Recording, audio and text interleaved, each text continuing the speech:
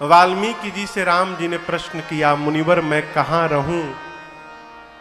वाल्मीकि जी मुस्कुराए, कहे प्रभु अद्भुत प्रश्न करते हैं आप पूछ रहे हैं कि मैं कहाँ रहूं, मैं आपसे प्रश्न करता हूं, आप कहाँ नहीं है? पूछे हूं मोही कि रहाऊं कहाँ, मैं पूछत सकुचा, जहाँ न हो तहाँ देहु कहीं, फिर तुम ही दिखाओ। आप पूछते हैं कि मैं कहाँ रहूं, मैं पूछ रहा हूं आप कहाँ नहीं हैं। पहले वो स्थान बताइए, फिर मैं आपके रहने के लिए स्थान बताता हूं। वाल्मीकि जी की बात को सुनकर प्रभु मुस्कुराए। वाल्मीकि जी कहे, प्रभु मैं तो विनोद कर रहा था आपके साथ, आपने रहने के लिए स्थान पूछा, मैं आपको 14 स्थान बताता हूं। कितने स्थान? 14 स्थान। इन 14 स्थानों में प्रभु आपका जहां मन करे आप जाकर वहां रहिए। आपको पता है वो 14 स्थान कहां कहां है? निर्वाणा में भी है। आपको पता है कहां है? निर्वाणा में। आपके घर में है। आपको पता था आज तक ये कि हमारे घर में भगवान का स्थान है? दर्शन करिए। 14 स्थान में से सबसे पहला स्थान बाबा वाल्मीकि जी राम जी को कहते हैं आप जाकर प्रभु वहां रहिए। कहां? जिनके श्रवणा समुद्र समाना, कहते हैं प्रभु जिनके कान का स्वभाव समुद्र जैसा हो जाए। समुद्र का क्या स्वभाव है भैया? समुद्र में आप दर्शन करिए, दिन रात नदियां आती हैं ना, दिन रात आती हैं, परंतु आज तक कभी भी समुद्र भरे नहीं। कभी भी समुद्र ने नदियों से यह नहीं कहा कि बस बस अब बंद करो मैं भर गया। जिस प्रकार प्रभु कभी समुद्र नहीं भरते, उसी प्रकार आपकी कथा सुनते सुनते जिसके कान कभी ना भरे प्रभु, आप उस व्यक्ति के हृदय में जाकर वास करिए। उसका हृदय आपके लिए पहला स्थान है, पहला घर है। अब यहां आप जितने लोग बैठे हैं अथवा YouTube के माध्यम से जितने लोग पूरे विश्व में देख रहे हैं, आप में से जिसका मन कभी भी भगवत कथा से न भरता हो, इस विश्वास में रहिएगा आपके हृदय को वाल्मीकि जी ने राम जी का पहला घर बताया गया है, फर्स्ट प्रेफरेंस दिया गया है। आप जब किसी परीक्षा का फॉर्म भरते हैं तो सेंटर के लिए ऑप्शन दिए जाते हैं। आप किस किस शहर को प्रेफरेंस दे रहे हैं, तो सबसे पहला प्रेफरेंस उसको दिया जाता है जो आपके निकट हो या आपका होम टाउन हो। 1 नंबर पर वही लिखते हैं ना कि हम चाहते हैं कि 1 नंबर में सबसे पहले अगर हो जाए तो यहां मेरा सेंटर पड़े। उसी प्रकार वाल्मीकि जी ने पहला प्रेफरेंस राम जी को क्या दिया रहने के लिए? प्रभु जिसका मन कभी आपकी कथा से न भरता हो, आप उसके घर में जाके रहिए, वो आपका होम सेंटर है, पहला स्थान आपके लिए। अब दूसरा स्थान वाल्मीकि जी कहते हैं, लोचन चातक। दूसरा घर बताया प्रभु, जिस प्रकार चातक पक्षी दिन रात स्वाति नक्षत्र के बूंद के लिए उसकी आंखें दिन रात बादल की ओर ही देखती रहती हैं कि कब बादल स्वाति के बूंद को गिराएंगे और वो उसका पान करेगा, उसी प्रकार प्रभु जिस मनुष्य की आंखें दिन रात आपको देखने के लिए बेचैन रहती हो, प्रभु आप उसके हृदय में जाके रहिए, लेकिन अकेले मत रहिए। उस व्यक्ति के हृदय में आप लक्ष्मण जी और सीता जी के साथ जाके रहिए। आप तीनों लोग जाकर वहां वास करिए। आपके लिए उस व्यक्ति का हृदय दूसरा स्थान है। कान हो गया, आंख, अब तीसरा स्थान, तीसरा नंबर जिह्वा का है। कहते हैं प्रभु, जस तुम्हार मानस विमल हंसिनी जेहा जासु मुक्ताहल गुण गण चुनई राम बसहु हियतासु। वाल्मीकि जी कहते प्रभु, मान सरोवर में हंस मिलते हैं और वो हंस दिन रात मान सरोवर में से मोती चुनते हैं। आपकी कथा रूपी सरोवर में से, ये जो कथा चल रही है, इस कथा रूपी सरोवर में जिस मनुष्य की जिह्वा हंसनी बनके और आपके नाम, आपके गुण रूपी मोती का चयन करती रहे, आप उसके हृदय में जाके रहिए। उसका हृदय आपके लिए तीसरा घर है। आप में से जिसकी जिह्वा दिन रात भगवान के नाम का जप करती होगी, अकारण लेती होगी, वाल्मीकि जी कहते हैं उसके हृदय में जाके रहिए राम जी। आप, उसका हृदय आपके लिए तीसरा घर है। जीवन में स्वभाव बने कि अकारण भी मुख से भगवान का नाम निकले। आज दोपहर में एक बाबूजी आए थे। कहां बैठे हैं बाबूजी? सामने बैठे हैं।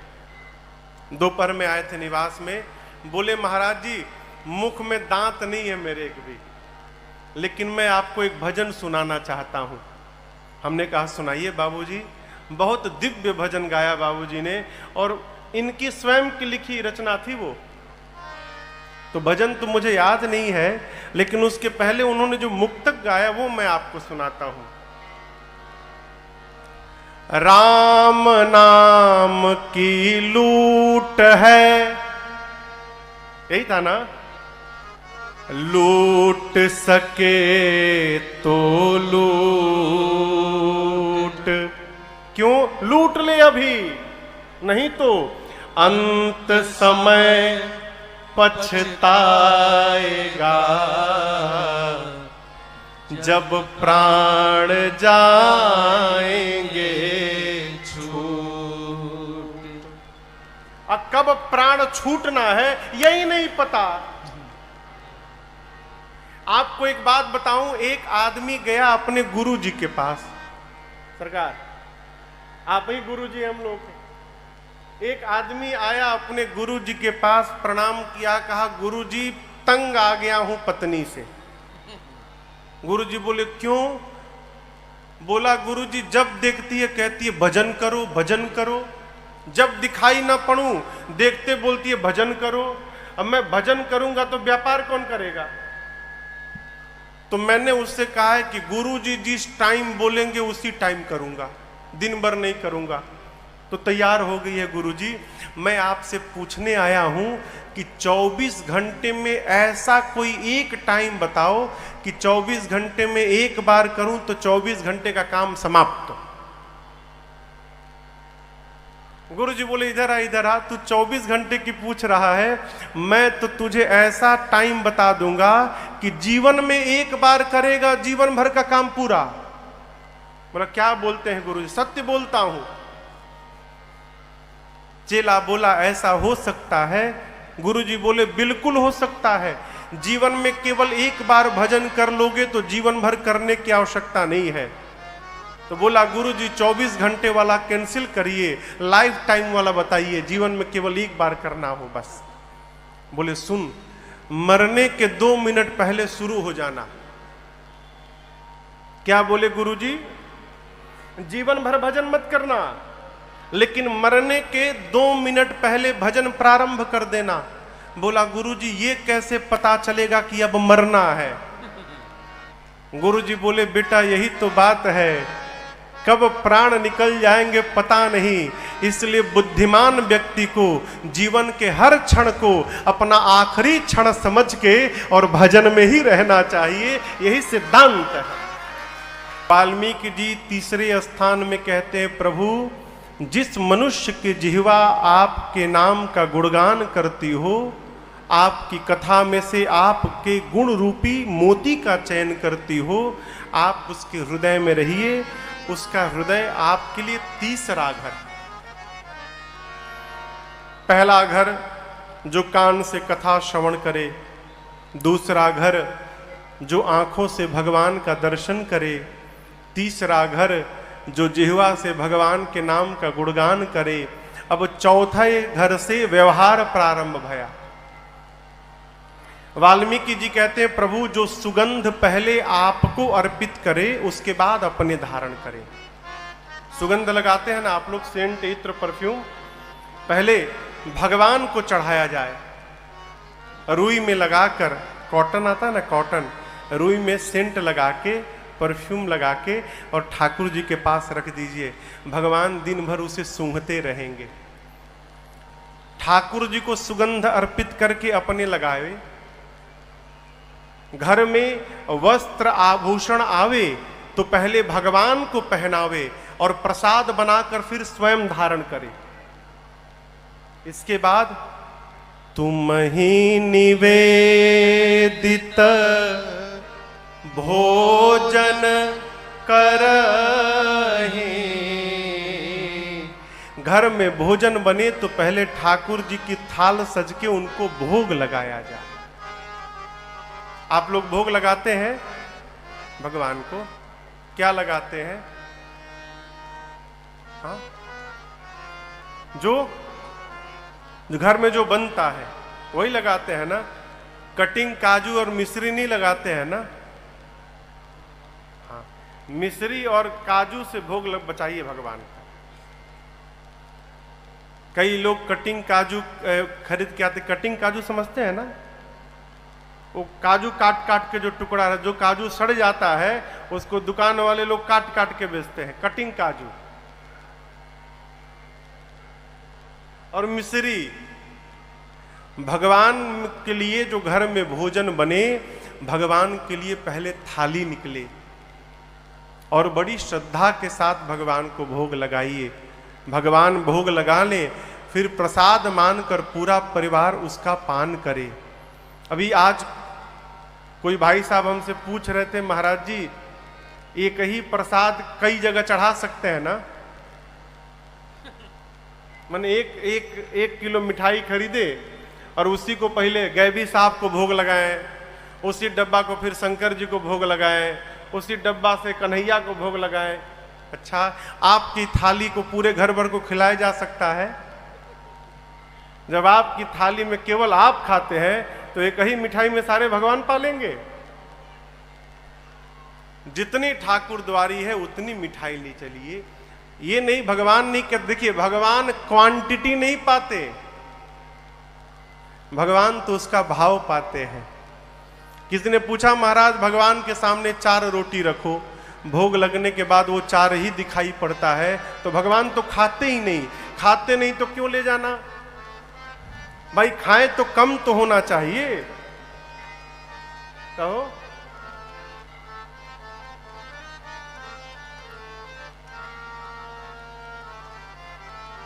गुलाब का फूल देखा है आपने ना?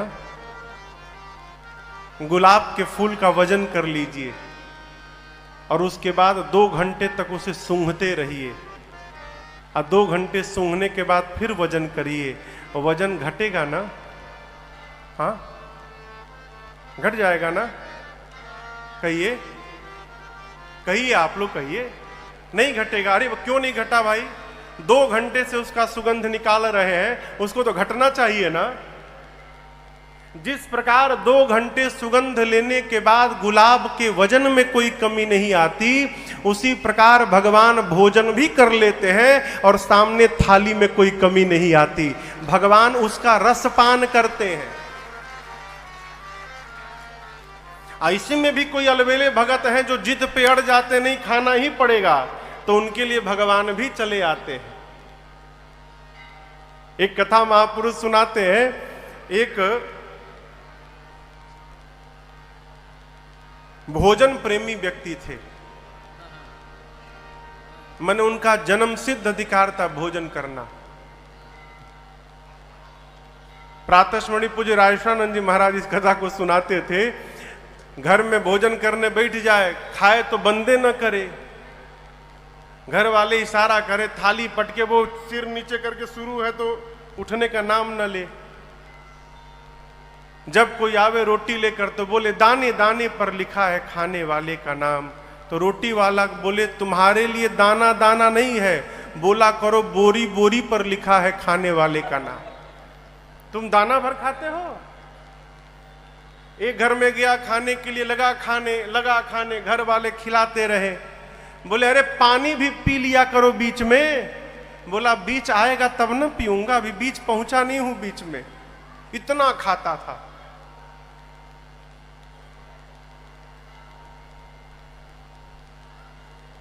स्वामी जी कहा करते थे कोई ज्यादा नहीं खाता है, सब उतना ही खाता है जितना उसका खाता है। खाते में जितना है उससे ज्यादा कोई नहीं खाता माई बाप। घर वाले परेशान हो गए और उसे धक्का मार के बाहर निकाल दिए। अब बेचारा गया, अब करे तो करे क्या, भोजन बिना मर जाएगा।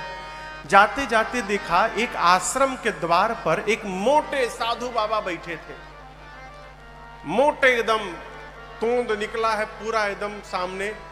वो देखा तो बोला अरे इतने मोटे यानी बहुत खाते होंगे, इतना भोजन तो मिल ही रहा होगा इनको। तो गया, प्रणाम करके बोला महात्मा जी आपके इस दिव्य सेहत का राज क्या है, क्या राज है इस स्वरूप का। बोले भीतर ना खूब चकाचक मिलता है, कोई गिनने वाला भी नहीं है, कितना खा लो। तो बोला स्वामी जी भीतर एंट्री कैसे होगी मेरी, मैं भी भीतर जाना चाहता हूं। तो बोले उसके लिए तुमको चेला बनना पड़ेगा। अब बोला काम, कुछ काम नहीं है, गुरुजी ऐसा माला देंगे, माला पकड़ के दिन भर राम राम जपना है। अब बेरा पर जाओ, थाली लेकर जितना पाना है उतना पाओ। बोला बस बस ऐसा ही जगह मैं ढूंढ रहा था, हमको तुरंत चेला बनवाइए, भोजन का टाइम हो गया है। उसको लेकर गए महात्मा जी। गुरुजी बैठे थे, बोले आओ आओ, कान में मंत्र दिए, माला झोला पकड़ाए। बोला माला बाद में जपूंगा गुरुजी, पहले भोजन का टाइम हो गया, भोजन पालू, जाओ पालू। अब लगा भोजन करने, यहां ना कोई रोटी गिनने वाला, ना कोई देखने वाला, ना कोई टोकने वाला।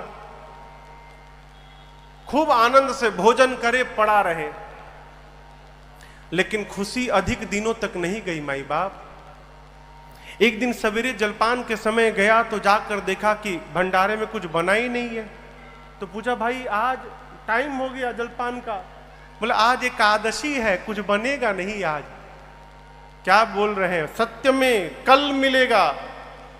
गया गुरुजी के पास, कहा गुरुजी कह रहे एकादशी है। हाँ बेटा आज एकादशी है, भोजन गुरुजी कल द्वादशी को। बोला गुरुजी एकादशी रह जाऊंगा तो द्वादशी देखने लायक बचूंगा नहीं। मैं भोजन के लिए साधु बना हूं गुरुजी, भोजन नहीं मिलेगा मैं मर जाऊंगा गुरुजी, मुझे भोजन करना है। गुरुजी बोले देखो ये तो मानेगा नहीं, मना कर दूंगा तो चोरी छिपे खा लेगा। बोले अच्छा एक काम करो, यहां तो बनेगा नहीं, तुम राशन ले लो और राशन लेके जाओ नदी के किनारे, बना के खा लेना तुम, लेकिन ठाकुर जी को पहले भोग लगा देना फिर खाना। एक दूसरे चेले को गुरुजी बोले देखो बहुत ज्यादा खाता है ये, तो 2 आदमी का भोजन देना, इसको राशन दे देना, अपना बनाएगा। गया नदी के किनारे नहाया, 2 आदमी का राशन था, भोजन बनाया। अब बनाने के बाद गुरुजी की बात याद आई कि भगवान को भोग लगाना। सामने रखा, कहा राम जी भोग लगा लीजिए फिर मैं पाऊंगा। घंटों रटता रहा, भगवान आए ही नहीं। बार बार कहता है। यहां स्वामी जी एक भजन गाते थे, कहता है अरे मेरे राम आइए, प्रभु राम आइए, मेरे भोजन का भोग लगाइए। मेरे राम आइए, प्रभु राम आइए, मेरे भोजन का भोग लगाइए। मेरे भोजन का भोग लगाइए। अब वो घंटों कहता रहा, राम आइए, प्रभु राम आइए, भोजन का भोग लगाइए, भगवान आए ही नहीं। अंत में आ गया उसे क्रोध, बोला आखिरी बार बोलता हूं, आना है कि नहीं आना है? अब मैं बोलूंगा नहीं, और आप इस चक्कर में है कि आश्रम में पालूंगा, वहां के डर के मारे मैं इधर आया हूं। वहां के भरोसे बैठोगे तो ठन ठन गोपाल हो जाओगे, वहां बना ही नहीं है आज। इसलिए पाना है तो सीधे आके भोग लगाओ, नहीं तो मैं शुरू कर दूंगा। अब जब ऐसे बोला भगत, तो आपको बतावें, उसके सामने भगवान साक्षात तो प्रकट हो गए हो, प्रकट हो गए। लेकिन आप तो खुशी में ताली बजा दिए, वो खुश नहीं भया, वो दुखी हो गया। क्यों? बुलाया था राम जी को, आ गए सीताराम जी, दो लोग आ गए। अब वो देखा दो आदमी का भोजने है, दो यही आ गए, तो हमारे लिए क्या बचेगा? बोला आप दो लोग आ गए। राम जी बोले हम दोनों साथ में ही रहते हैं। बोले गुरुजी तो नहीं बताए थे, बोले थे राम जी को भोग लगाना। अच्छा अब आए हैं तो पा लीजिए। मैया और भगवान पाए, थोड़ा सा उसके लिए छोड़ दिए, बेचारा आधा पेट पाया। बोला ये बताइए अगली एकादशी को भी आप दो ही लोग आएंगे ना? अभी बेचारा कंफर्म कर लिया अगली एकादशी का। राम जी बोले हाँ बस दो लोग, और कौन है? गया, अगली एकादशी आई तो गुरुजी से कहा, गुरुजी आप कहते राम जी का भोग लगाना, सीता राम जी दोनों आए थे, मैं आधी पेट खाया गुरुजी, अब की बार 3 लोगों का राशन दीजिएगा। गुरुजी सोचे लगता है भूखा रह गया होगा, बहुत खाता है ना। बोले अच्छा ठीक है, चलो इसको 3 लोगों का राशन दिया जाए। गया, बनाया, बनाकर फिर बुलाने लगा, अरे मेरे राम आइए, मैया साथ लाइए, मेरे भोजन का भोग लगाइए। ओ मेरे राम आइए, मैया साथ लाइए, मेरे भोजन का भोग लगाइए, मेरे भोजन का भोग लगाइए, प्रभु भोजन का भोग लगाइए। जैसे बोला प्रभु सामने आइए, मेरे राम आइए, मैया साथ लाइए। प्रकट हो गए कौन? राम जी, सीता जी और लक्ष्मण जी। अब की बार लक्ष्मण जी भी चले आए। अब लक्ष्मण जी को देखते आग बबूला हो गया, बोला ये कौन है? लक्ष्मण जी बोले प्रभु कहां लेके चले आए, इतनी आदर से बोल रहा है मुझे मेरे बारे में। राम जी बोले मेरे भाई हैं ये, पिछली बार तो नहीं आए थे। राम जी बोले कहीं फंस गए थे, आपको बताना चाहिए था ना कि ये भी आते हैं आपके साथ में, ये भी खाएंगे। राम जी बोले आए हैं तो पाएंगे ही, अब करे तो करे क्या। बोले ठीक है पा लीजिए। अब राम जी, सीता जी, लक्ष्मण जी भोग लगाए। अब फिर थोड़ा सा बचा उसके लिए, आधी पेट खा के गया। फिर पूछा अगली बार कौन कौन आएगा आज ही बताओ मुझे, और कितने लोग साथ में रहते हैं? भगवान बोले कहीं भी देखिएगा तो हम ही लोग मिलेंगे, बस 3 लोग, और कोई है ही नहीं, बस मेरे भाई और ये सीता जी, 3 लोग। गया, अगली एकादशी के दिन बोला प्रभु नहीं हो पाया था, सीताराम जी के लिए ले गया, लक्ष्मण जी भी चले आए थे, मैं फिर आधी पेट रह गया था। अब की बार जोड़ने लगा, 3 वो, 3 मत 4 मान के चलो, कहीं एक और बढ़ा के ले आए तो 4 वो और 1 मैं। बोला अब की बार 5 लोगों का भोजन चाहिए। गुरु जी बोले इतना नहीं खाएगा, इतना कैसे खा लेगा, लगता है ये राशन बेचने लगा है। अब इसको रंगे हाथों पकड़ना पड़ेगा। गुरुजी उससे कुछ नहीं बोले और दूसरे चेले से बोले इसको 5 लोगों का राशन दिया जाए। राशन लेकर गया और उसके पीछे पीछे गुरुजी चल गए छिपके कि देखूं तो करता क्या है ये। जाकर गुरुजी एक पेड़ के पीछे छिप कर बैठ गए। ये गया, स्नान किया और स्नान करके आज भोजन बनाया नहीं, बनाने के पहले ही बुलाने लगा। क्यों? देख लूं कितने लोग आ रहे हैं, लगा बुलाने। अरे मेरे राम आइए, सीता राम आइए, भैया साथ लाइए मेरे भोजन का भोग लगाइए। ओ मेरे राम आइए, सीताराम आइए, भैया साथ लाइए मेरे भोजन का भोग लगाइए। मेरे भोजन का भोग लगाइए, मेरे भोजन का भोग लगाइए। जैसे बिना बनाए आंख बंद करके बोलने लगा, मेरे राम आइए, सीताराम आइए, भैया साथ लाइए, आइए भोग लगाइए, प्रभु आइए। जैसे गाया प्रकट हो गए कौन? राम जी, सीता जी, लक्ष्मण जी, भरत जी, शत्रुघ्न जी, हनुमान जी। इतने लोग लगा गिन, अरे अरे बस करो बस करो बस करो।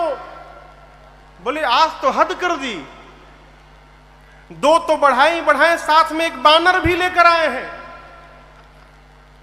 अब चुपचाप बैठा है, कुछ नहीं बोल रहा है। भगवान बोले कहां है, लाओ भोग लगाएं। बोले क्या लगाएं भोग?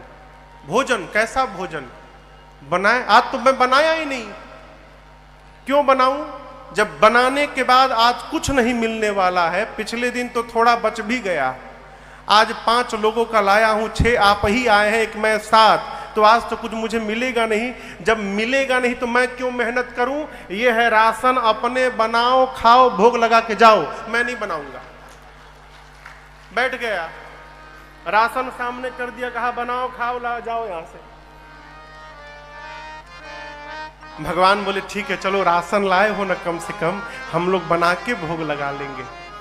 हनुमान जी लगे कूद कूद कर लकड़ी लाने, सामान। भरत जी अमनिया करने लगे सब्जी, सब लोग काम में लग गए।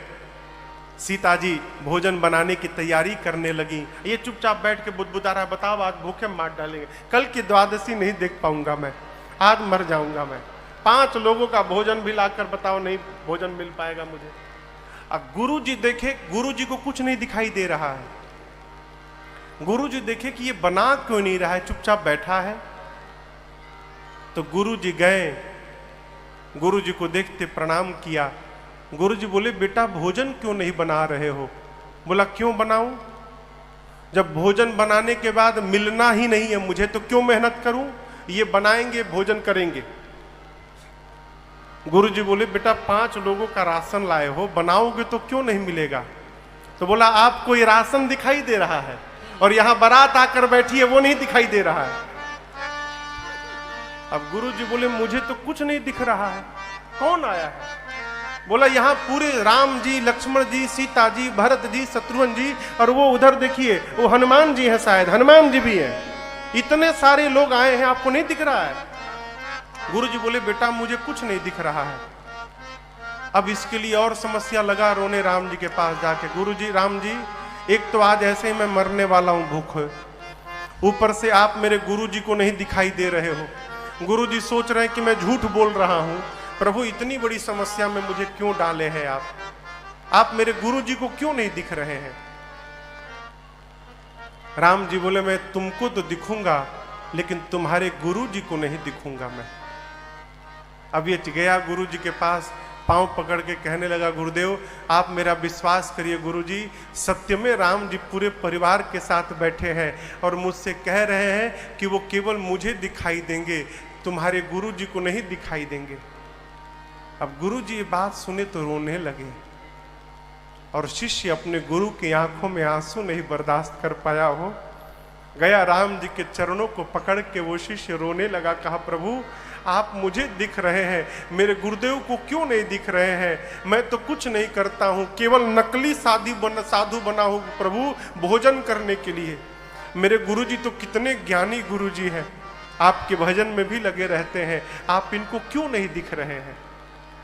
राम जी ने कहा बेटा ये सत्य है कि तुम्हारे गुरुजी बहुत ज्ञानी हैं, लेकिन एक बात कहें, जितने सरल तुम हो उतने सरल तुम्हारे गुरुजी नहीं है, इसलिए मैं केवल तुमको दिखाई पड़ूंगा, तुम्हारे गुरुजी को नहीं दिखाई पड़ूंगा। भगवान के चरणों को पकड़ के रोने लगा वो। कहा प्रभु मेरे लिए आप एक बार गुरु जी को दर्शन दीजिए। तो भक्त के कारण भगवान ने पूरे परिवार के साथ, पंचायतन दरबार के साथ, उनके गुरुदेव भगवान को भी राम जी ने दर्शन दिया, और शिष्य के कारण गुरु जी को भगवान का दर्शन प्राप्त हुआ और गुरु जी भी कृतार्थ हो गए।